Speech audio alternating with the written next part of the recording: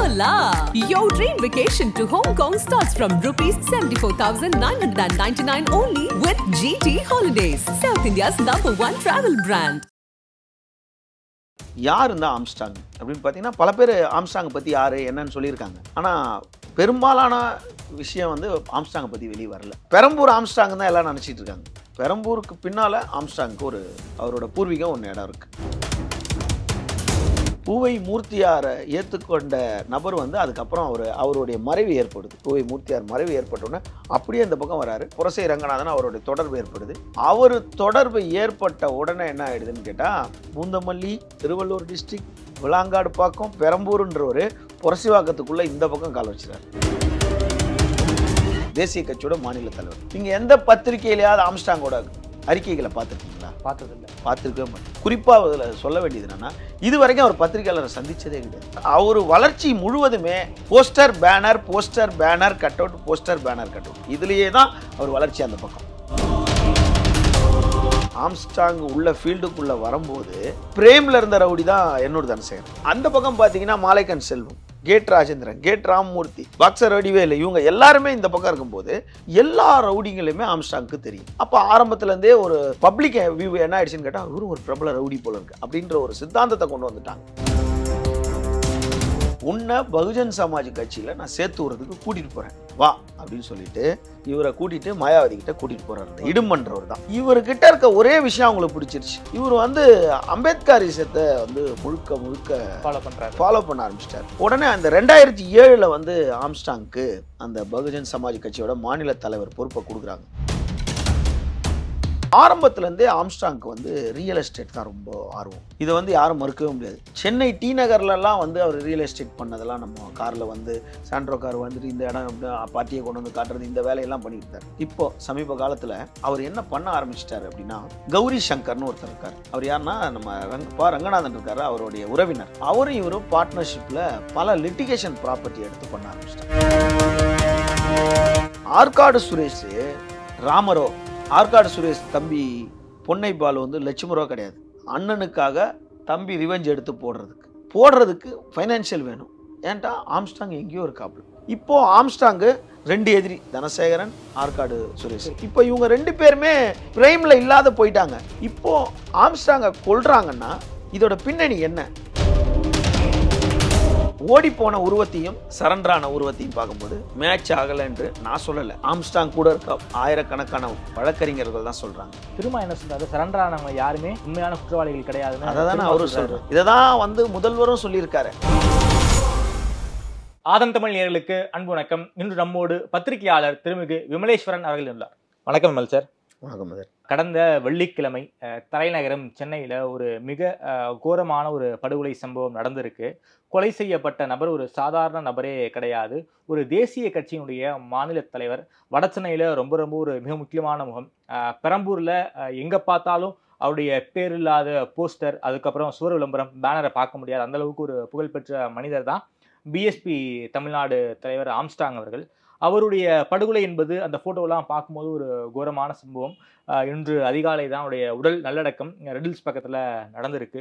இந்த கொலையை பற்றி பேசும்போது ஆருத்ரா அந்த பணத்தில் பங்கு போட்டுக்கிறதுல தான் இந்த கொலை நடந்திருக்கு அப்படின்னு 2-3 ஒரு பிரபல பத்திரிகையாளர்கள் பேசியிருக்காங்க. உண்மையாலுமே ஆம்ஸ்டாங் அவர்கள் கொலைக்கு ஆருத்ராவில் வந்த காசை பிரிக்கிறது தான் காரணமா சார்? என்ன சார் உங்கள் பார்வை இதை பற்றி? நிச்சயமாக, அதாவது கடந்த வெள்ளிக்கிழமை மாலை 6:45 மணிக்கு அவர் வந்து கொலை செய்யப்பட்டிருக்காங்க ஆம்ஸ்டாங். ரொம்ப துயரமான சம்பவம். அதுக்கு கண்டனத்தை முதல் பதிவு செய்கிறோம். இந்த கொலை சம்பந்தமாக 10 தனிப்படை அமைத்து கூடுதல் காவல் ஆணையர் தலைமையில் வந்து விசாரணை நடைபெற்று கொண்டு இருக்கு. பாதிக்கப்பட்ட தரப்புலேருந்து வந்து சிபிசிஐடி விசாரணை வேணும்லாம் வேற கேட்டிருக்காங்க. இந்த நிலையில் நம்மளோட நேர்காணல் வந்து அவங்களோட விசாரணை எந்த இடத்துலையும் பாதிக்காத அளவுக்கு தான் நம்மளோட நேர்காணல் அமையணும்னு நினைக்கிறேன். நான் முதல் யார் இந்த ஆம்ஸ்டாங் அப்படின்னு பார்த்தீங்கன்னா, பல பேர் ஆம்ஸ்டாங்கை பற்றி யார் என்னன்னு சொல்லியிருக்காங்க. ஆனால் பெரும்பாலான விஷயம் வந்து ஆம்ஸ்டாங்கை பற்றி வெளியே வரல. ஆம்ஸ்டாங் அப்படின்னா அவருடைய தாயார் பேர் லீலா. அவங்க ஒரு ஆங்கிலோ இந்தியன். தந்தை வந்து கிருஷ்ணன். இவங்க வந்து இவர் பெரம்பூர் ஆம்ஸ்ட்ராங் தான் எல்லாம் நினச்சிட்டு இருக்காங்க. பெரம்பூருக்கு பின்னால் ஆம்ஸ்ட்ராங்க்கு ஒரு அவரோட பூர்வீகம் ஒன்று இடம் இருக்குது. அம்மா வந்து கிறிஸ்தவ மதத்தை சார்ந்தவர். தந்தை வந்து எங்கன்னு கேட்டால், இப்போது நம்ம ஆவடி பக்கத்துலன்றோம், முன்னாடி திருவள்ளூர் டிஸ்ட்ரிக்டில் இருக்க விளாங்காடு பாக்கம்னு ஒரு ஊர் இருக்குது. இந்த விளாங்காடு பாக்கத்துக்கு அருகில் இருக்க தாமஸ் அப்படின்னு ஒரு கிராமம் இருக்குது. அதுதான் அவருடைய பூர்வீகமான ஊர். அவங்க வந்து ஒரு தலைமுறைக்கு முன்னாடியே வந்து இங்கே குடிபெயர்ந்துட்டாங்க, பெரம்பூருக்கு வந்துட்டாங்க. பெரிய குடும்பம். அது அவங்க மட்டும் வரல, அந்த தெருவே அந்த பகுதியே வந்து அவங்களோட உறவினராக தான் இருப்பாங்க. அந்த ஊருக்காரங்க சொந்த பந்தம் அப்படி பின்னிக்கிட்டு இருக்க மாதிரி இருப்பாங்க. இவர் வந்து இவங்க வீட்டுக்கு வந்து 9வது பையன், 9வது நபர். பெரிய குடும்பம் மொத்தம் ஆமாம் 10 பேர். இதை யாரும் சொல்லலை, 10 பேர். அதில் இவருக்கு அப்புறம் ஒரே ஒரு தம்பி தான் இருக்காங்க. சகோதரிகள் இருக்காங்க, சகோதரர்கள் இருந்தாங்க. சகோதரர்கள் இறந்துருக்கும் போயிட்டாங்க, சகோதரி ஒரு சிலர் இறந்தும் போயிட்டாங்க. இவர் வந்து பெரிய குடும்பம், 10 பேர் கூட பிறந்திருக்கவர். இவர் 9வது ஆள். டிஆர்பிசிசி ஸ்கூல்னு ஒன்று இருக்குது. இப்போ அவர் கொலை செய்யப்பட்ட பகுதிக்கு பக்கத்துலேயே இருக்குது. டிஆர்பிசிசி ஸ்கூல் இருக்குது. அதில் தான் அவர் 10ஆம் வகுப்பு வரைக்கும் படிக்கிறார். 10ஆம் வகுப்பு வரைக்கும் படிச்சுட்டு அவருக்கு என்ன பண்ணுறாரு, அவர் 71 72 பிறந்தவர். அங்கே 10 வரைக்கும் அவர் படிக்கிறாரு. அப்புறம் உயர்கல்வி இங்கே எதுவும் பண்ணலை. அதற்கு பிறகு அவருக்கு வந்து ரொம்ப இந்த பொது விஷயங்கள்லேயும் பொது சேவைகள்லேயும் அவருக்கு ஆர்வம் ஏற்படுது. அந்த நேரத்தில் வந்து பூவை மூர்த்தியார் வந்து ரொம்ப பீக்கில் இருக்கார். இவருக்கு வந்து அவர் மேலே வந்து ஒரு ஈர்ப்பு அதிகமாகிடுது. அளவுக்கு அதிகமான அவரை வந்து ஒரு ஈர்ப்பு அவர்கிட்ட வந்துடுது. உடனே அவரை வந்து ஒரு ரோல் மாடலாக எடுத்துக்கிட்டு பல விஷயங்கள் இவர் செய்கிறாரு. யார்? ஆம்ஸ்ட்ராங்கு. அப்போது சரி, சட்டமாக நம்மளை பாதுகாத்துக்கிறதுக்கு நம்மளுக்கு ஒன்று தேவை அப்படின்னு என்ன பண்ணுறாரு, அந்த நேரத்தில் அவர் கூட இருந்துக்கிட்டே அவர் என்ன பண்ணுவார், பூவை மூர்த்தியார் என்ன பண்ணுவார், பாக்கெட்டில் ஒரு சிலர் மூத்த வழக்கறிஞர்களோட அடையாள இது விசிட்டிங் கார்டை வச்சுருப்பார். அப்போது அவர் கொடுக்குறாரு விசிட்டிங் கார்டு, வரவங்கக்கிட்ட இருந்தால் அவரை போய் பாருங்கள், அவர் சரி பண்ணுவார் அப்படின்னு ஒரு சில வழக்கறிஞரோட விசிட்டிங் கார்டை கொடுக்கும்போது இவர் அண்ணனே பாக்கெட்டில் விசிட்டிங் கார்டு வச்சுருக்காருன்னா அப்போ சட்டம் தான் நம்மளுக்கு தேவைன்றது அந்த இடத்துல இவருக்கு சட்டம் தேவைப்படுதுன்னு. இங்கே 10வது வரைக்கும் தான் படிச்சிருக்காரு. பலர் சொல்கிறாங்க இங்கே சட்டக்கல்லூரியில் படித்தார், அதெல்லாம் கிடையாது. திருப்பதியில் இருக்க ஸ்ரீ வெங்கடேஸ்வரா இதில் தான் வந்து எல்எல்பி பண்ணுற லா காலேஜில் எல்எல்பி பண்ணுறாரு. எல்எல்பி பண்ணிவிட்டு அப்படியே வராரு. எப்பயுமே ஒரு விஷயம் என்னென்னா, ஒருத்தரை தலைவராக ஏற்றுக்கிட்டவுடனே வேறு யாரையும் தலைவராக ஏற்றுக்கொள்ள முடியாது. அரசியல் சார்ந்து அதில் போயிட்டு கும்பலாக இருக்கிறது வேறு. நாங்கள் எல்லாம் மொத்தமாக இணைஞ்சிட்டோம் இவர் தலைமைனா என்ன தான் மனசுக்குள்ளே இருந்தாலும் ஒருத்தனை தலைவராக எடுத்துட்டா அவன் தான் தலைவர்.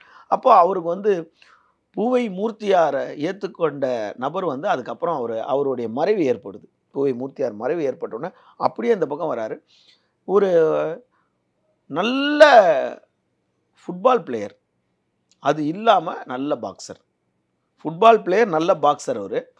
அப்போ அந்த ஏரியாவில் அவருக்கு நிறைய பழக்க வழக்கங்கள், பேரும் வித்தியாசமான பேர், ஆளும் நல்லா. இப்போ எப்படி இருக்கார், அப்போ சின்ன வயசில் எப்படி இருந்திருப்பார், இப்போ இப்படியே இருந்தோன்னா அந்த பாக்ஸிங் போகிறது அதெல்லாம் ஒன்று எதனா ஒன்றா அந்த பசங்க கூட இதாக போகிறது.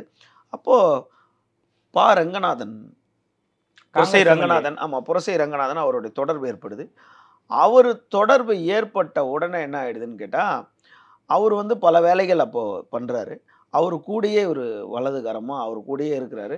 கொஞ்சம் பொது வாழ்க்கைக்குள்ளே சிட்டிக்குள்ளே இருக்க புரசைவாக்கத்துக்குள்ள, அதாவது பூந்தமல்லி, திருவள்ளூர் டிஸ்ட்ரிக்ட், விளாங்காடு பாக்கம், பெரம்பூருன்றவர் புரசைவாக்கத்துக்குள்ளே இந்த பக்கம் கால் வச்சுறாரு. அவர் கூட சேர்ந்து சிட்டிக்குள்ளே எழும்பூர் இந்த பகுதியிலலாம் கொஞ்சம் அந்த பக்கம் வட சென்னை முழுவதுமாக வந்து கொஞ்சம் நிறையா டீப்பாக தெரியுது. அவர் வேலை செய்ய சொல்கிறார், ஆம்ஸ்ட்ராங். இந்த நேரத்தில் கேபிள் தொலைக்காட்சி வரும்போது அப்போவே நிறைய பேர் என்னென்னா அப்பத்துலேருந்தே வந்து 2000, 2500, 3000, 3500, 4000 கேபிள் வரைக்கும் ஆம்ஸ்ட்ராங் கிட்டே இருந்துச்சு. அந்த பகுதி முழுக்க கேபிள் கனெக்ஷனு அவர் வச்சுருந்தார். குடும்பமும் பெரிய குடும்பம். இவனை தொட்டா இவங்க இத்தனை பேர் வருவாங்க அப்படின்லாம் ஒன்று இருக்கும்ல, ஒரு குடும்பம்னு வரும்போது இந்த பின்னணியில் இருக்கிறாரு.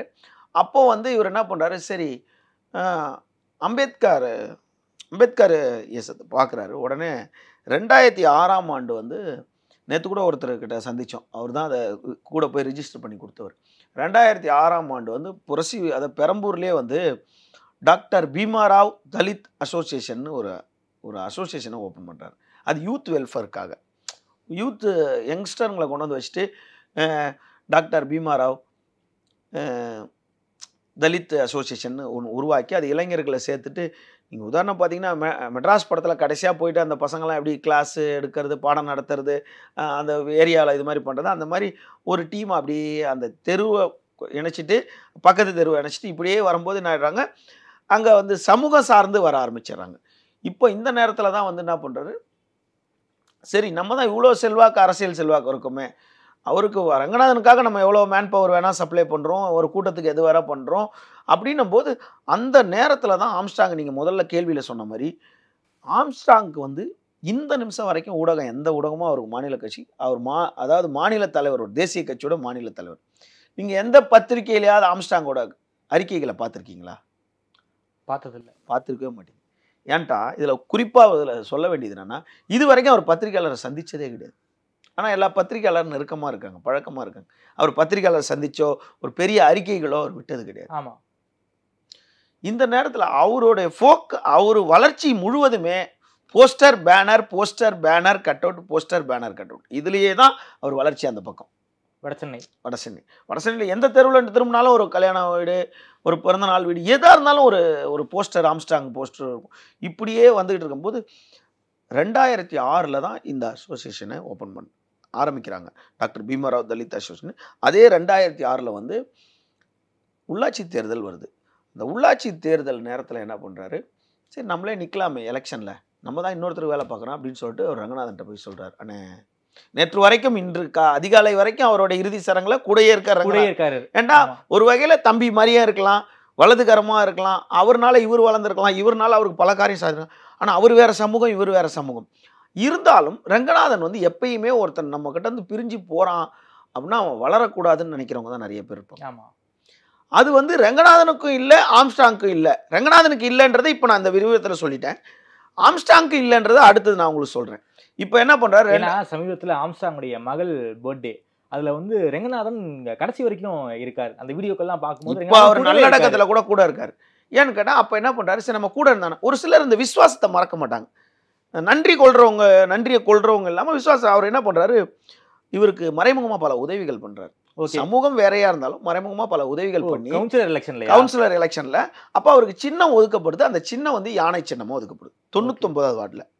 ஏற்கனவே கொஞ்சம் அந்த பகுதியில் மட்டும் கொஞ்சம் பெல்ட் இருக்குது, குடும்பம் நல்லா பெரிய ஃபேமிலி, அங்கே பக்கம் இவங்க மெஜாரிட்டி ஓட்டு போட்டாவே ஜெயிச்சிடலாம் அப்படின்ற ஒரு கூட யங்ஸ்டர் நல்லா பண்ணுவான் அப்படின்னு சொல்லிட்டு மாற்று சமூகத்தினரும் ஓட்டு போட்டிருக்காங்க. 99 வார்டில் ஜெயிச்சுட்டு வர்றாரு. அந்த நேரத்தில் தான் மாமன்றத்தில் வந்து முழுக்க எல்லாரும் வந்து எலெக்ஷனில் வந்து கள்ள ஓட்டு போட்டு ஜெயிச்சிருப்பாங்க, இவங்க கள்ள ஓட்டு போட்டாங்க, அது போட்டாங்க, இந்த மாதிரி கோர்ட்டுக்கு நீதிமன்றத்துக்கு வந்தோடனே இதோட வெற்றியை ஸ்டாப் பண்ணி வச்சிட்டாங்க. அந்த நேரத்தில் ஆமாம். அப்போ இவர் வந்து இவருக்காக பல பேர் ஆர்குமெண்ட் பண்ணுறாங்க. இவரும் வந்து மேஜிஸ்ட்ரேட் கிட்ட ஜட்ஜு கிட்ட ஆர்குமெண்ட், நான் வந்து திமுக இல்லை அதிமுக இல்லை, நான் சுயேட்சை, அப்போ எனக்கு நான் எப்படி பண்ண முடியும் அப்படின்னோடனே இவர் பக்கம் நியாயம் இருந்தனால இவர் வெற்றி செல்லுன்ட்டாங்க. அப்போது சாதாரண ஒரு ஆம்ஸ்ட்ராங்கு ஒரு சாதாரண ஒரு சங்கத்தோடைய தலித் சங்கத்தோட அதில் ஒரு தலைவராக வராரு. அதுக்கப்புறம் பார்த்தா ஒரு கவுன்சிலராக ஃபார்ம் ஆகிட்டார். அப்போ அந்த ஏரியாவில் கவுன்சிலரு. இந்த நேரத்தில் தான் 2006 காலகட்டத்தில் சென்னையில் வந்து பிரபல ரவுடிகள் இருந்த இடம். அதாவது அந்த பக்கம் பார்த்தீங்கன்னா ஆம்ஸ்ட்ராங் உள்ள ஃபீல்டுக்குள்ளே வரும்போதே பிரேமில் இருந்த ரவுடி தான் எண்ணூர் தனசேகரன்.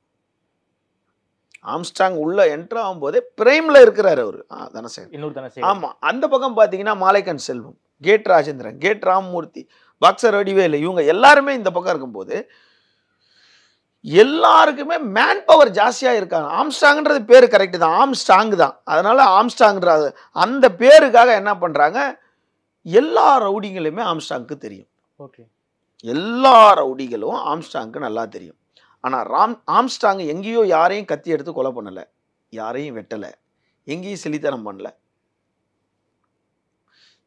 எல்லா ரவுடி கூட தொடர்பில் இருக்கிறாங்க அப்படின்னும் போது இந்த வெளியவங்களோட பார்வை அங்கே இருக்கவங்களுக்கு தானே தெரியும், அவன் நம்ம சமூகத்துக்கான ஒரு பையனாக இருக்கான் அப்படின்னு அங்கே இருக்கவனுக்கு தெரிஞ்சாலும் வெளியேந்து பார்க்குறவனுக்கு என்ன பார்ப்பாங்க, ஓ இவ்வளோ பேர் கூட தொடர்பில் இருக்கார், அவ்வளோ பேர் கூட தொடர்பில் இருக்கார், அவ்வளோ பேர் கூட. அப்போ ஆரம்பத்துலேருந்தே ஒரு பப்ளிக் வியூ என்ன ஆயிடுச்சுன்னு கேட்டால் இவரும் ஒரு பிரபல ரவுடி போல இருக்கு அப்படின்ற ஒரு சித்தாந்தத்தை கொண்டு வந்துட்டாங்க. ஆனால் இதற்கு பிறகு அவர் அப்படியே தன்னை வளர்த்துக்கிறாரு. இதுக்கு நடுவுல அந்த கேபிள் வருமானம் கொஞ்சம். இந்த நேரையில 2006ல இவருக்கு யானை சின்னம் ஒதுக்கப்படுது.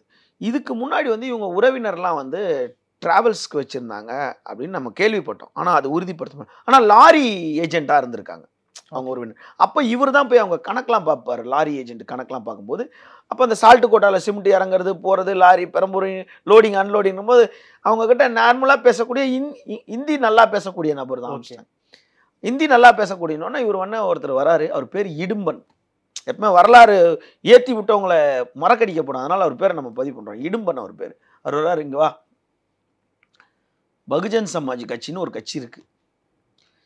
இதுக்கு முன்னாடி வந்து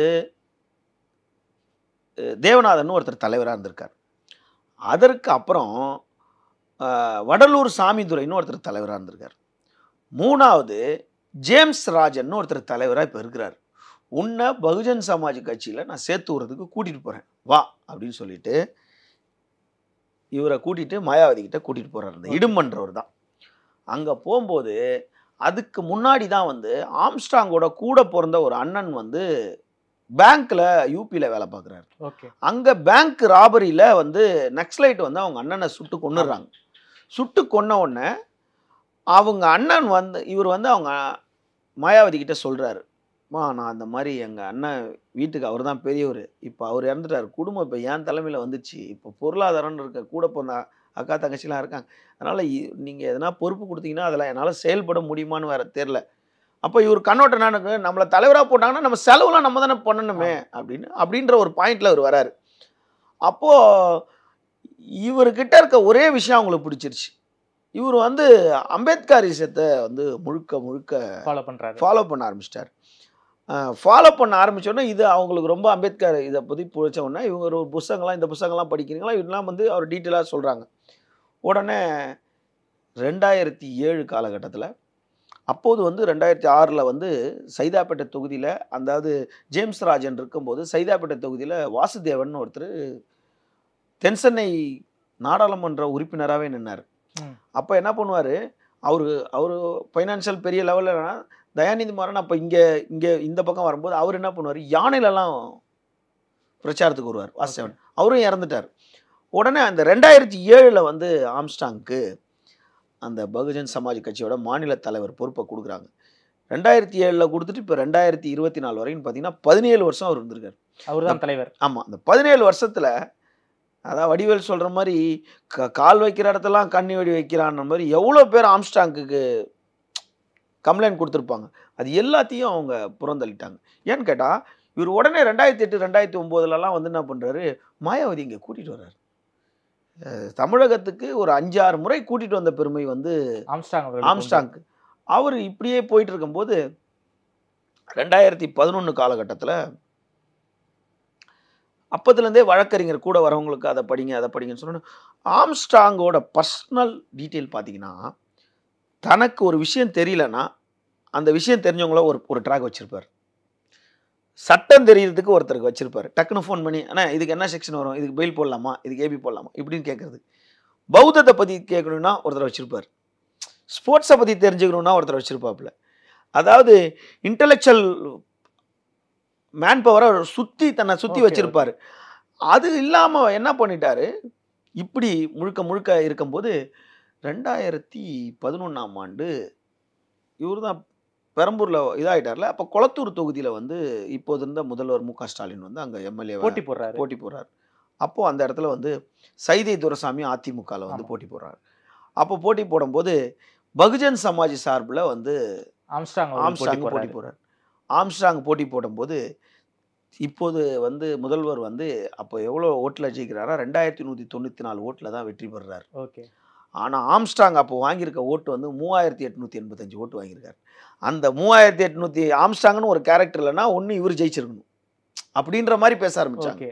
சைதை துரைசாமி ஜெயிச்சிருக்கலாம், இல்லைன்னா இவரு கூட 5000 ஓட்டலாம். அப்போ இந்த 3800 ஓட்டை ஒருத்தன் உடைச்சிருக்கான்னா அந்த இரண்டு பெரிய தலைகள், ஒருத்தர் பழுத்த அரசியல்வாதி, இன்னொருத்தர் வந்து ஒரு இப்போ இருக்க முதல்வர், அவர் குடும்ப பின்னணி. இப்போ சாதாரண ஒருத்தன் வந்து 3800 ஓட்டு 4000 ஓட்டு வாங்கிட்டானா அது எவ்வளோ பெரிய விஷயம். அது சட்டமன்றத்தில் பெரிய விஷயம் தான். ஆமாம். சென்னை உயர்நீதிமன்றத்துக்கு பக்கத்தில் இருக்க அங்கே அரசினர் மாணவர் விடுதி இருக்குல்ல, அந்த சட்டக்கல்லூரி மாணவர் விடுதியில் அந்த எங்க இடம்னு உங்களுக்கு தெரியும்ல, ராணி சீதை மன்றத்துக்கு இந்த பக்கம் இப்படி உள்ள வருவீங்க. பழைய பஸ் ஸ்டாண்ட், பாரிஸ் பூக்கடை பஸ் ஆமா ஸ்டாண்ட்ல ஆமா வந்தீங்கன்னா ஒரு பெரிய இருக்கும். அது அரசினர் விடுதி அது. அந்த தமிழிசை மன்றம் பக்கத்துல ஆமா, சொல்றீங்களா? அதுக்கு பின்னால அந்த பக்கம். அங்கெல்லாம் பார்த்தீங்கன்னா முழுசா இவரோட பெல்ட் தான் இருக்கும். ஓகே. பெல்ட்னா எப்படின்னு கேட்டாக்க ஃபுல்லா எல்லாரையுமே சேர்த்து விட்டாரு. இது வரைக்கும் எல்லாரும் சொல்றாங்க 400 பேர் 500 பேர் 1000 பேர் சட்டம் படிக்கிறதுக்கு ஒரு காரணமான நபர். ஓகே. என்கிட்ட இங்க வா, என்ன பண்ற, ரவுடியா சுத்தி நிற்கிற, ஆட்டோ ஓட்டுருக்கா, பார்த்தா அதே போ எல்எல்பி படி, நீ எத்தனை படிக்கிற, 12 படிச்சிருக்கியா, போ பிஏபிஎல் படி போ.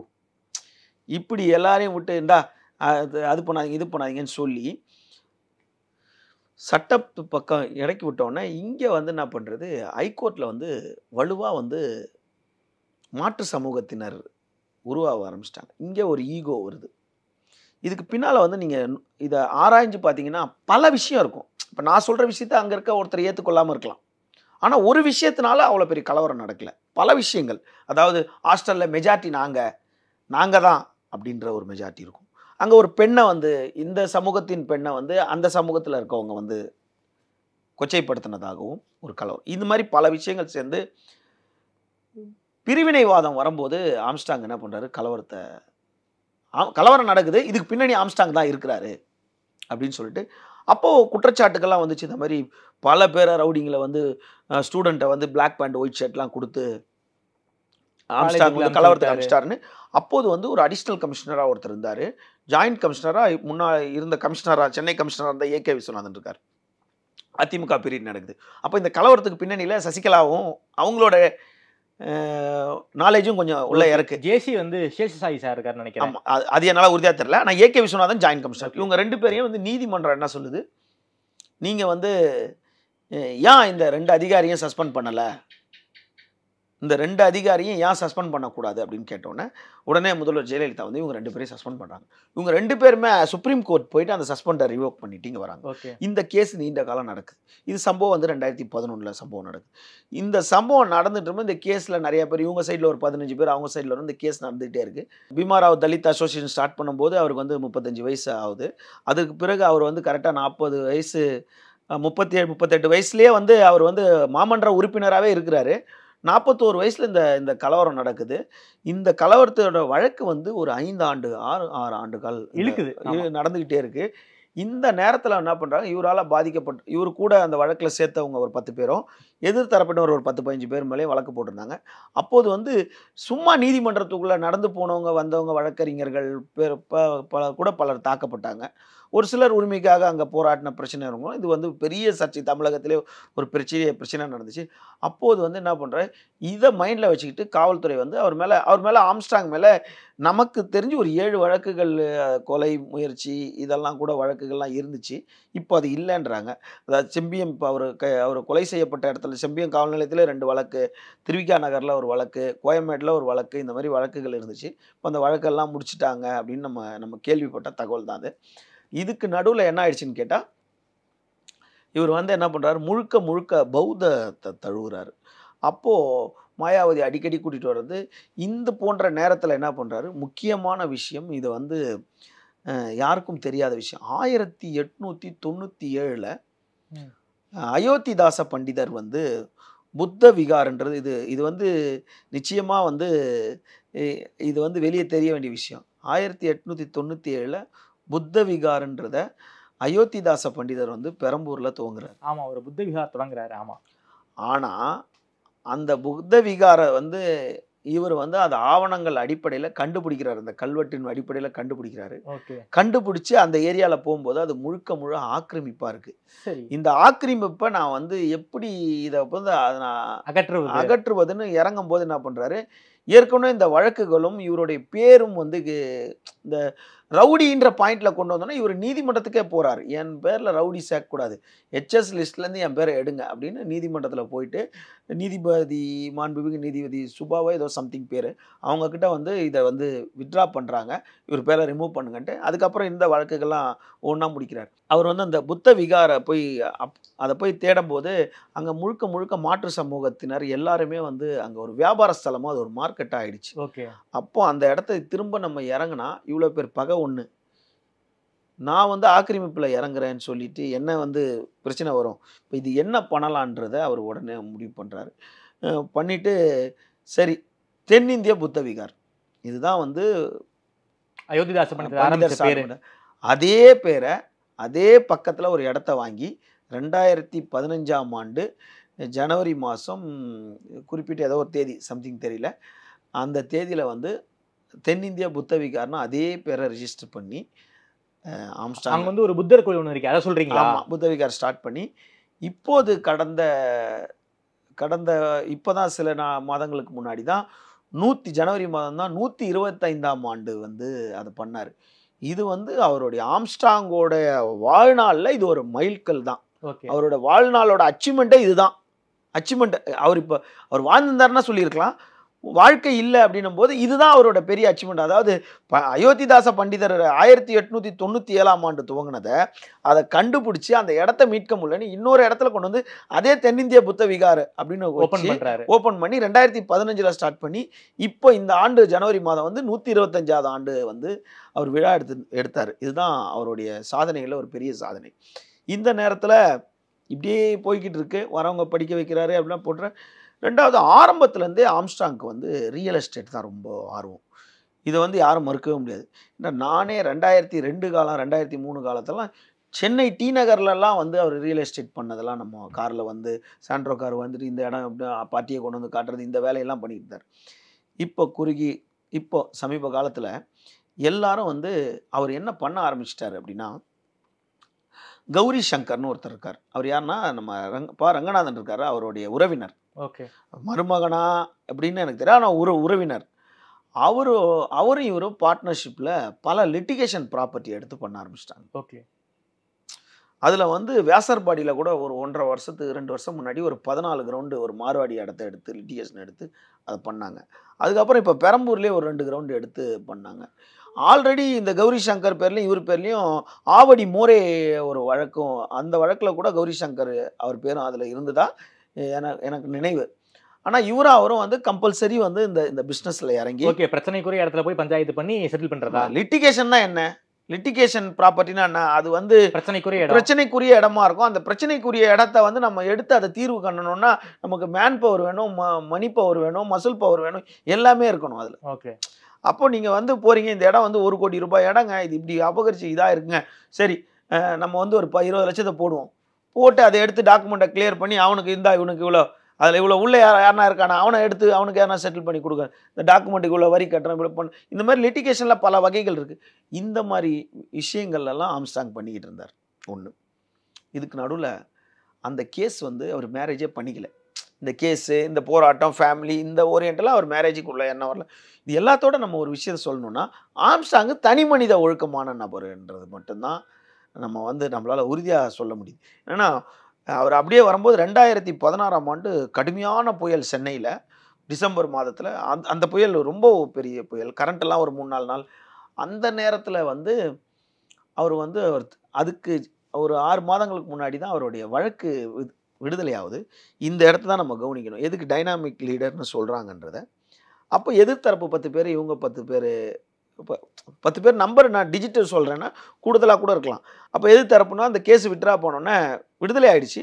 விடுதலை ஆனோடனே அவங்களுக்கு கோர்ட் ஃபீயும் பெனால்ட்டிலாம் கட்டுற மாதிரி வருது. அப்போ அவங்க ஒன்றுமே இல்லாமல் இருக்காங்க. அப்போது இறங்கி ஃபைட் பண்ண பசங்க ஒரு 5-6 வருஷத்தில் அவன் எல்லாரும் நிலையும் பாதி பேர் மேலே போயிருப்பான், பாதி பேர் கீழே வந்திருப்பான். இப்படி அப்போ என்ன பண்ணுறாரு, வாங்க அதுக்கு நடுவுலேயே இவரோட ஆக்டிவிட்டிஸ் தெரிஞ்சு அவங்களாம் வந்து இவரை வந்து பார்த்து ஆஃபீஸில் பேச ஆரம்பிச்சிட்டாங்க. எதிர்த்தரப்பு வந்து பேசிட்டு இவர் செயல்பாடுன்னு ஒன்று என்ன பண்ணார். இதுதான் நிறைய பேர் தெரிஞ்சிக்க வேண்டிய விஷயம். தலித் சமூகத்தோட போராளியாக ஆம்ஸ்டாங் இப்போ 2 நாளாக ஊடகம் வாயிலாக நம்ம வெளியே தெரிகிறார், சமூக ஊடகத்தின் வாயிலாக. இதை எந்த ஒரு கோணத்தில் நம்ம பார்க்கணும்னா, அந்த எதிர்த்தரப்பு பசங்க, அதாவது வேற சமூகத்தின் பசங்க, அவங்களுக்கு இவர் பெனால்ட்டி கட்டுறாரு. அவங்களுக்கு இவர் பெனால்ட்டி கட்டுறாரு. அப்போ ஆஃபீஸுக்கு வாப்பான்றாரு. அப்புறம் ஆஃபீஸுக்கு அவங்க போய் எதனா தேவைன்னா போகிறாங்க, பேசிகிட்டு இருக்காங்க. யார் வந்தாலும் எதனா நான் படிக்கணுமா, புக்கு வேணுமா, படிக்கிறியா இப்படின்னு சொல்லிட்டு இந்த மாதிரி ஒரு விஷயத்த கையாண்டார். இப்படியே முடிச்சுட்டு வந்தோம். அந்த கேஸ் முடிஞ்சோன்னா அவர் மேரேஜ் பண்ணிக்கிறாரு. பொற்கொடி அவங்க உறவினர் பொண்ணு, மாமா பொண்ணுன்னு நினைக்கிறேன், அவங்கள மேரேஜ் பண்ணிக்கிறாரு. அவங்களுக்கும் இவருக்கும் ஒரு 19-20 வயசு வித்தியாசத்தில் இருக்குது. அப்போ வந்து என்ன பண்ணுறாரு, இந்த மாயாவதியை பற்றி நம்ம ஒரு விஷயத்தை நம்ம சொல்லி ஆகணும். ஆம்ஸ்டாங்கை பற்றியும் அதோட ஒரு ஒப்பிட்டு ஒரு விஷயம் சொல்லி ஆகணும். மாயாவதி வந்து அந்த கன்சிராம் அவங்க கூட வந்து இயங்கும்போது அவங்களுக்கு போக்குவரத்து கூட பொருளாதாரம் இல்லாமல் ஒரு மீட்டிங் போய் பேசணும், அங்கே ஒரு கூட்டம் பேசணும், அந்த கூட்டத்துக்கு போய் பேசிட்டு ரிட்டர்ன் வரது கூட அவங்கக்கிட்ட காசு இல்லாத சூழ்நிலையெல்லாம் இருக்கும். அப்போ வந்து அந்த கன்சிராம் என்ன பண்ணுவாராம், இந்த 2 ரூபா 5 ரூபா எல்லாம் இருக்குல்ல, இதெல்லாம் வந்து ஒரு மொத்தமாக வாங்கி வச்சு ஒரு 2 ரூபா கட்டு 5 ரூபா கட்டு வாங்கி இவங்க கூட போகும்போதே நூலில் மாலையாக கட்டிக்கிட்டே வருவாராம். ஓகே. கட்டிக்கிட்டே வந்தோடனே எதுக்கு கட்டுறீங்க, சொல்கிறேன் அப்படின்னு சொல்லிட்டு இதை கட்டுன்னு வரான். உடனே இவங்க கட்டுவாங்களாம். கட்டி அப்படியே கொண்டு வந்தோடனே சரி அதங்கிட்ட கொடுத்துருன்ட்டு ஸ்டேஜுக்கு போ அப்படின்னு சொல்லிட்டு அங்கே இருக்கவங்க யாரையா கூப்பிட்டு முதல் இந்தா இதை வந்து மாயாவதி பேசி முடிச்சோன்னா அவங்களுக்கு போடுங்கன்னு வரான். இவங்க போட ஆரம்பித்த உடனே ஒருத்தர் அதை எடுத்துட்டு வந்து போடணும்னா இதுமாரி போகிற இடத்துல 100 பேர் மாலை போட்ட உடனே அவங்களோட பொருளாதாரம் வந்துடுது. இன்றைக்கி உலகத்தில், இன்றைக்கி இந்தியாவில், உலகம் இல்லை இந்தியாவில் அதிகமாக அக்கௌண்ட்ஸு டேக்ஸ் கட்டுற கட்சி வந்து பகுஜன் சமாஜ் தான். அப்போது இவங்கக்கிட்ட எப்படி பொருளாதாரம் வந்துச்சு, அப்போ அந்த பணத்தை போட்டு இப்படி அதே மாதிரி ஆரம்பத்துலேருந்து ஆம்ஸ்ட்ராங் பார்த்தீங்கன்னா நான் படிக்கிற காலம் என் கூட பழகிற காலம் ஆம்ஸ்ட்ராங் 500 கோடி 1000 கோடின்னுவாங்க. அப்படிலாம் இல்லை. அது வந்து ஒரு சித்தரிக்கப்பட்டது. ஒரு 500 கோடி 1000 கோடி அப்படி சும்மாவாது எல்லாம் வாயில் வந்ததெல்லாம் சொல்லிட்டு இப்போ இன்றைக்கி இருக்க பெரிய பெரிய ரவுடிகள்லாம் பார்த்தீங்கன்னா அந்த இடத்த டபுள் டாக்குமெண்ட் போகிறது, இந்த இடத்த அபகரிக்கிறது, இந்த மாதிரி ஒரு இடம் 50 லட்ச ரூபானா 10 இடம்னா 5 கோடி ரூபா ஆச்சுல்ல. இப்போ அந்த மாதிரி இல்லாமல் இவங்க ஒரு சமூகம் சார்ந்து போகும்போது என்ன ஆயிடுதுன்னா இவர் கூட யாருன்னா வர்றதுக்குன்னா கூட இவருக்கு மணி பவர் இருக்குன்னு தெரிஞ்சாதானே வரும். இந்த மாதிரி ஒரு பிம்பத்தை உருவாக்கிட்டாங்க. ஓகே. ஆனால் எனக்கு தெரிஞ்சவர் நேற்று கூட ஒருத்தர் அதாவது ஆம்ஸ்ட்ராங் வந்து ஒருத்தருக்கு ஒரு பௌத்தத்தை பற்றி பேசணுன்னா ஒருத்தருக்கு ஃபோன் பண்ணி அண்ணே இது என்னண்ணே அப்படின்னா அவர்கிட்ட பேசக்கூடியவருக்கு ஒரு ஆள் அந்த மாதிரி பேசக்கூடிய ஒரு நபர்கள்லாம் இருக்கு. அவர் சொல்ல கல்யாணத்துக்கு முதல் நாள் காசு போயிட்டு திடீர்னு பத்தாமல் போயிடுமோன்ட்டு ஒரு டாக்குமெண்ட் எடுத்துன்னு போய் கொடுத்து வீட்டு டாக்குமெண்ட்டை கொடுத்து 25 லட்ச ரூபா வாங்கிட்டு வந்து ஸ்பேர் வச்சுருந்தாப்புல. அப்போ 1000 கோடி 2000 கோடி இருந்தால் எதுக்கு 25 லட்ச ரூபா அவர் வாங்கணும்? அப்படி மேரேஜ் ஆகி அந்த மேரேஜில் வந்து நீங்கள் பார்த்தீங்கன்னா புயல் மழை நேரத்தில் நம்ம பச்சைபாஸ் காலேஜ் ஏற்ற மாதிரி அங்கே தான் மேரேஜ் ஆச்சு. அந்த பத்திரிக்கைலாம் நமக்கு வந்துச்சு. ஆனால் பார்த்தீங்கன்னா ஒரு 200 ஆடு 500 ஆடு கோழி இந்த மாதிரி தான் எல்லாருக்கும் ஒரு நாள் முழுவதும் வந்து உணவு காலையிலேருந்து சாயந்தரம் வரைக்கும் பண்ணி ஒரு பிரபலமாக நடந்துச்சு. அப்படியே இப்போ அவருக்கு குழந்தை பிறந்து குழந்தை வந்து இப்போது 4 மாதம் முன்னாடி தான் அந்த பொண்ணுக்கு குழந்தை பிறந்தநாள் கொண்டாடி இருக்காங்க. அதே மாயான்னு பேர் போட்டு தான் அவங்க தலைவி பேரோட தான் சேர்த்து அந்த பொண்ணுக்கு ஒரு பேர் வச்சிருக்காரு, சாவித்திரிபாய். ஆமாம், சாவித்திரிபாய். ஆனால் அந்த குழந்தைய எடுத்துக்கிட்டு அந்த பூவை மூர்த்தியாரோட அவரோட நினைவு இல்லத்துக்கு போயிட்டு அங்கே வச்சு அந்த குழந்தைய அவர் பக்கத்தில் நிற்க வச்சு ஃபோட்டோ எடுக்கிறாரு. நீங்கள் ஆம்ஸ்ட்ராங் எந்த கொலையை நேரம் பண்ணியிருக்காரு. ஆனால் ஆரம்பத்துலேருந்து எந்த ஒரு பெரிய கொலை பெரிய அந்த பக்கம் பெரிய கொலை எதனா நடந்துச்சுன்னா அங்கேருந்து ஒரு பேர் வரும். இந்த கொலைக்கு பின்னாடி இருக்கிறதே ஃபுல் ஆம்ஸ்ட்ராங் தான், இந்த கொலைக்கு இந்த பேக் போனே ஆம்ஸ்ட்ராங் தான் இப்படின்ற ஒரு பேர் வந்து ஆரம்பத்துலேருந்து வர ஆரம்பிச்சிச்சு. அந்த பேர் தான் வந்து இன்னைக்கு வந்து ஒரு ரவுடி வந்து ஒரு ரவுடியை கொன்னதே இவர் தான் அப்படின்ட்டு அவங்க ரிவெஞ்ச் எடுத்து கொள்றதுக்கு உண்டான. பட் அது தொடர்பில் இருந்தா இல்லையானா அவருக்கு மட்டும் தான் தெரியும், எவனும் பார்க்கல. ஆனால் எல்லா இடத்துலையும் ஆம்ஸ்ட்ராங் பேர் வரும். அது ஒரு என்ஜாய் பண்ண ஆரம்பிச்சிடுவாங்க. அது நம்ம பேரே வரலன்னா கூட கிரெடிட் நம்மளுக்கு வருதுன்னும் போது அவர் என்ஜாய் பண்ண ஆரம்பிச்சிடுவாங்க. சரி, எல்லாருமே அண்ணனுக்கு தெரியும். ஒரு கொலை பண்ணிட்டு ஜெயிலுக்கு போயிட்டு வருவான், வாசலில் நிற்பான். ஒன்று என்னடா அப்படின்னு கேட்பாரு. ஏன்டா ஜெயிலுக்கு போன சொன்னால் கேட்க மாட்டேன், ஒழுங்காக படிக்க மாட்டேன்ற, வண்டியும் ஓட்ட மாட்டேன்ற, எதனா வேலை செய்ய மாட்டேற, போ இல்லாட்டி போ, இதெல்லாம் பண்ணாத அப்படின்னு அப்படி தான் எல்லார்கிட்டையும் சொல்லிட்டு நீ போய் கத்தியத்துன்னு போய் கொலை பண்ணிட்டு வாடா, பஞ்சாயத்து பண்ணிட்டு வாடான்ற இந்த ஆரம்பத்துலேருந்தே இந்த பேட்டர்ன் அவர்கிட்ட இல்லை. அதனால தான் வந்து இன்னைக்கு இவ்வளோ பேர் வந்தது வந்து நம்ம தான் புத்திசாலின்னு இல்லை. ஆம்ஸ்ட்ராங்கால உருவாக்கப்பட்டவங்க 1000 பேர் இருந்தால் கூட ஆம்ஸ்ட்ராங் கூட இருக்கிறவங்க ஒரு 2000-3000 பேர் வந்து வழக்கறிஞராக எல்லாம் கிரிமினல் லாயர்.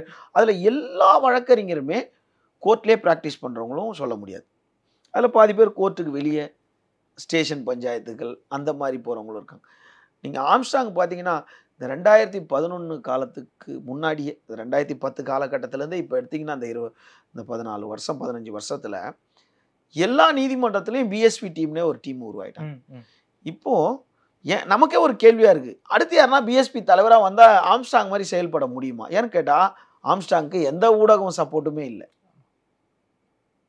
ஒரு 2-3 வருஷத்துக்கு முன்னாடி தான் அவங்க வந்து ஒரு லோக்கல் யூடியூப் சேனலே ஒன்று வச்சுருக்காங்க. அவங்க பேரில் ஒரு யூடியூப் சேனல்.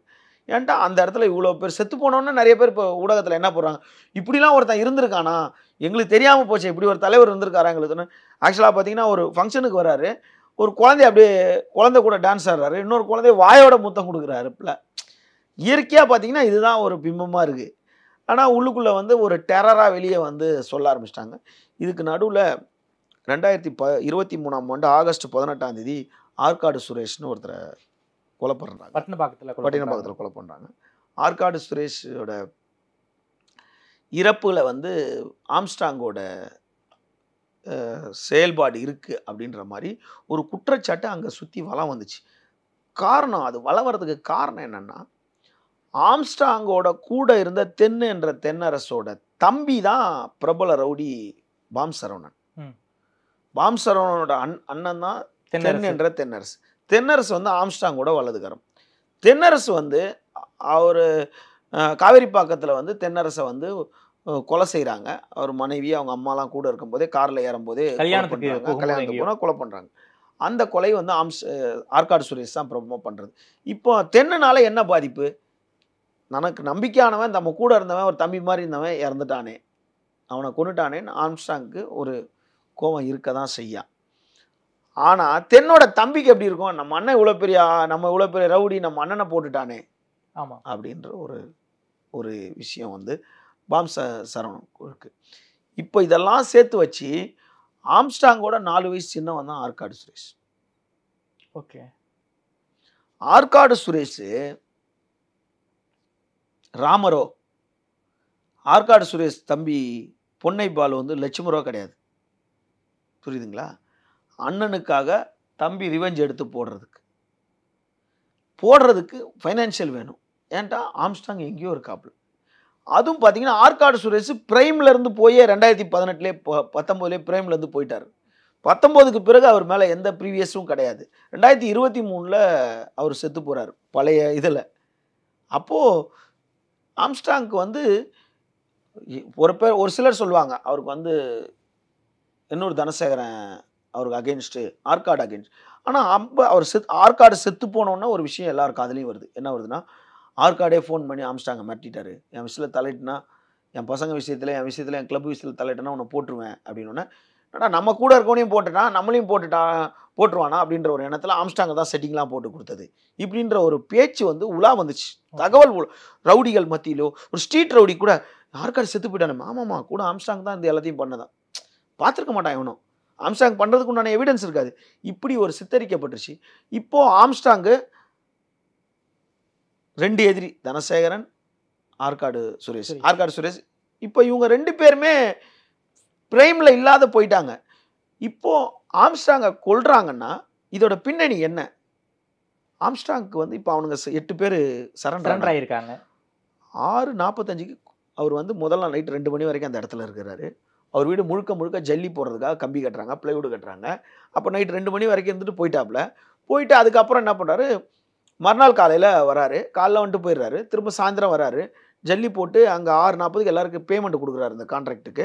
அப்போ எல்லாரும் அந்த பாத்திரம் கைகள்லாம் கழுவிட்டு இருக்காங்க. இவர் கூட வந்த 2 பேர் அந்த இடத்துல நிற்கிறாங்க, 4 பேர் அங்கே தூரத்தில் ஒரு 20 அடி கேப்பில் இருக்காங்க. அந்த டைமில் ஒரு 4-5 பேர் பைக்கில் வராங்க, 3 பைக்கில் வராங்க, டெலிவரி மாதிரி வராங்க. அதில் அவங்ககிட்ட இவர்கிட்ட பேசுகிறாங்க, இவரும் பேசுகிறாரு. ஆனால் என்ன பேசுகிறாங்கன்னு அவங்களுக்கு யாருக்குமே தெரியல. ஓகே. அவங்க ஏதோ கேட்குறாங்க, ஒன்று கேட்டுருக்கலாம், அந்த விலாசம் எங்கே இருக்குன்னா, இந்த ஜெயந்தி டாக்டர் வீடு எங்கே இருக்குன்னா, இவர் வீடு எப்படி இருக்குன்னா, அவர் பேர் வீடு எப்படி இருக்குன்னா, ஏதோ ஒன்று கேட்டுருக்கலாம். இப்படி கேட்கும்போது அவங்ககிட்ட இவர் பேசிக்கிட்டே இருக்கும்போது என்ன ஆகிடுதுன்னு கேட்டால், ஒரே ஒருத்தனை பார்த்தோன்னா ஒரு சந்தேகமாக வருது. நீ யார் நீன்னு அண்ணா வீராண்ணா பாலாஜனா வாங்கினான்னு கூப்பிட்றாரு. அவங்க வர்றதுக்குள்ளே டப்புன்னு எடுத்து வெட்டிடுறாங்க. இப்போ எல்லாரும் கேள்வி, அவர்கிட்ட தான் ஒரு கன் இருக்கே, அந்த கன்று இந்த கன் ஆச்சே, 3312 நம்பர் ஆச்சே, அந்த கன்று 400 கிராம் ஆச்சே, அது வந்து 20 லட்ச ரூபா பணம் ஆச்சே, இதெல்லாம் இப்போ வருது. கையிலேயே கன்று இருந்தாலும், கன்று இல்லை அவர்கிட்ட, அப்போது இருந்தாலும் அதை எடுத்து சுடுறதுக்கு உண்டான ப்ரெசன்ஸ் ஆஃப் மைண்ட் வரணும்ல, 10 பேர் சுற்றி இருக்கும்போது. அப்போது இவரை வெட்டுறாங்க. கண்ணியா இல்லை அப்படின்னு காவல்துறையில் கேட்கும்போது தேர்தலுக்காக வாங்கி வச்சப்பட்டது, அப்புறம் கூட கொடுத்துட்டோன்றாங்க. இவங்க தரப்பில் என்ன சொல்கிறாங்கன்னு கேட்டால், இல்லை கொடுத்துட்டாங்க, திரும்பவும் வந்து விக்கிரவாண்டி இடைத்தேர்தலுக்கு நீங்கள் பிரச்சாரத்துக்கு போவீங்க, அதனால அதை கொடுத்துருங்கன்னு வாங்கி வச்சதா ஒரு தகவல் இருக்குது. ஆனால் ஆல்ரெடி இவர்கிட்ட ஒரு கண்ணு இருக்குது. ஆனால் இந்த ஆற்காடு சுரேஷ் அது கொலை செய்யப்பட்ட போதே ஒரு த்ரெட் இருக்குன்னு இவருக்கு 2-3 வாட்டி இவருக்கு வான் கொடுத்துருக்காங்க. இந்த கன்னை திரும்ப போலீஸில் ஒப்படைக்கும் போது கூட சார் அதுக்கு பதில் 2 போலீஸ் தரவாசனம் வேணான்ருக்கு. ஏன்டா இவர் பிரைமில் ரவுடியும் கிடையாது, பிரைமில் இருக்க ரவுடியும் இவருக்கு எதிரியும் கிடையாது. ஆல்ரெடி ஒருத்தன் சொல்லியிருந்தா கூட அவன் செத்து போயிட்டான். அப்போ நம்மளை யார் கொடுப்பான்? இந்த அஜாக்கிரதை ஆம்ஸ்டாங் வந்து. ஆனால் இதுக்கு நடுவில் ஒரு பல இடங்களில் வந்து லிட்டிகேஷனில் இறங்கி பல இடங்கள் முடிச்சிருக்காரு.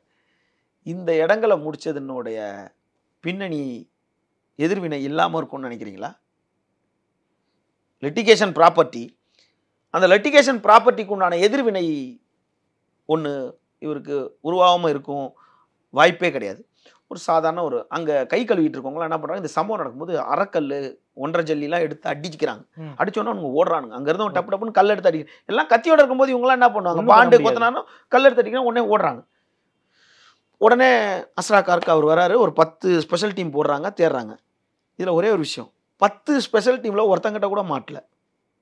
அவன் அண்ணா நகர் காவல் நிலையத்தில் போய் சரண்டர் 8 பேர். ஆனால் வீடியோவில் 10 பேர் ஓடுறானுங்க. ஒரு சாதாரண ஒரு அம்மா சொல்லுது, ஒன்றுமே இல்லாமல் அந்த ரோட்டில் உட்காந்துருக்குறது. 10 பேர் வந்து அவரை வெட்டுறானுங்க. இவர் இங்கே தான் நிற்கிறாருன்னு வெளியாலாம் வந்து வெட்டுவான். ஒரு கூட இருக்கவன் தானே எல்லா ரூட் எடுத்து கொடுத்துருப்பான் அப்படின்னா, அது ஏதோ ஒரு பாயிண்ட்டை சொல்லிட்டு போயிடுச்சு யூடியூப்பில். அந்த யூடியூப்பில் கூட இருக்குது. அதுக்கப்புறம் பார்த்தா அக்யூஸ்டு வந்து இந்த ஃபோட்டோஸ் எல்லாம் வந்து பார்க்கும்போது பார்த்தா ஆற்காடு சுரேஷ் இறந்து போய் இவ்வளோ நாளானால அவங்க ஒரு காரணம் என்ன சொல்கிறாங்க, அதே மாதிரி என்னையும் வெட்டிடுவான்னு இருக்காரு, பயத்தில் என் ஒய்ஃப் என்னை விட்டு போயிட்டா, எங்கள் அண்ணனோட நினைவு நாள் அன்றைக்கி பழி வாங்கலான்னு பார்த்தோம், ஆனால் எங்கள் அண்ணனோட நினைவு நாள் ஆகஸ்ட் 18 வரனால இப்போவே எங்களுக்கு உண்டான நேரம் கணிஞ்சிருச்சு, அதனால் அண்ணனோட பிறந்தநாள் அன்றைக்கி போட்டுடலான்ட்டு பொன்னை பாலு ஸ்டேட்மெண்ட் கொடுத்துருக்காரு. ஓடி போன உருவத்தையும் சரண்டரான உருவத்தையும் பார்க்கும்போது மேட்ச் ஆகலை என்று நான் சொல்லலை, ஆம்ஸ்டாங் கூட இருக்க ஆயிரக்கணக்கான வழக்கறிஞர்கள் தான் சொல்றாங்க. திரும்ப என்ன சொல்றாரு, சரண்டர் ஆனவங்க யாருமே உண்மையான குற்றவாளிகள் கிடையாதுன்னு அதை தானே அவரும் சொல்றாங்க, அதை தானே அவங்களும் சொல்றாங்க, அதை தானே எல்லாரும் சொல்றாங்க. உண்மையான குற்றவாளிகளை வந்து இதை தான் வந்து முதல்வரும் சொல்லியிருக்காரு. இது வந்து அதிர்ச்சிகரமானது, உண்மையான கண்டனங்கள், இதுக்கு வந்து விரைவான ஒரு நீதிமன்றம் மூலமா விரைவான தீர்ப்பு வழங்கி உண்மையான குற்றவாளிகள் தண்டிக்கப்படுவார்கள் விரைவு நீதிமன்றம் மூலம்னு அவர் முதல்வரும் அதான் சொல்லியிருக்காரு. அப்போது உடனே என்ன பண்ணுறாங்க, நேற்று ஒரு 3 பேர் அரெஸ்ட் பண்ணியிருக்காங்க. 11 பேர். ஆமாம், இன்வெஸ்டிகேஷன் போயிட்டே இருக்குது. ஆற்காடுக்கு ஒரு பெரிய டீம் இல்லை. இப்போ யார் இவங்களுக்கு ஃபைனான்ஷியல் சப்போர்ட் பண்ணுது, இப்படி ஒரு கேள்வி வந்துக்கிட்டு இருக்கு. இந்த பொன்னை பாலு, இவங்க அந்த திருமால், இவங்க எல்லாரும் இதில் வந்து ஒரு சிலரை வந்து சமூக போராளி கொலைன்றாங்க. இது எப்படின்னு என்னால் ஏற்றுக்க முடியல. இவங்கெல்லாம் ஒரே சமூகம், அதாவது இவர் ஷெட்யூல், அவங்க ஷெட்யூல் ட்ரைப்ஸ், அவ்வளோதான் இவங்க. இதில் எங்கேருந்து மாற்று சமூகம், ஒரு சிலர் வந்து இதை அரசியலாக்க பார்க்குறாங்க. இருந்தாலும் அந்த பகுதி மக்கள்கிட்ட ஆம்ஸ்டாங்கோட இறப்பு வந்து ஒரு பேரிழப்பு. விசாரணை போய்கிட்டு இருக்கு. அதுக்கு நடுவில் விசாரணையோட அறிக்கை முழுவதுமாக வந்தோன்னா யார் குற்றவாளின்னு முழுசாக தெரிய போகுது. அப்போது இதை பற்றி விரிவாக நம்ம பேசுவோம். ரொம்ப நன்றி சார். குறிப்பாக இந்த ஆம்ஸ்டாங் கொலையை மையமாக வச்சு யார் இந்த ஆம்ஸ்டாங், அவர் செய்த சில பல சம்பவங்களை பற்றி ரொம்ப விரிவாக பேசியிருக்கீங்க. இது வரைக்கும் பொதுவெளிக்கு தெரியாத பல தகவல்களை ரொம்ப விரிவாக பேசியிருக்கீங்க. குறிப்பாக இன்வெஸ்டிகேஷன் போயிட்டு இருக்கு. இன்வெஸ்டிகேஷனை குலைக்கும் நோக்கத்தில் எதுவும் பேசக்கூடாதுங்கிற ஒரு முன்னெச்சரிக்கையோடு விரிவான தகவலையும் சொல்லியிருக்கீங்க. நேரம் கொடுத்து பேசியதுக்கு நன்றி மல் சார். நன்றி.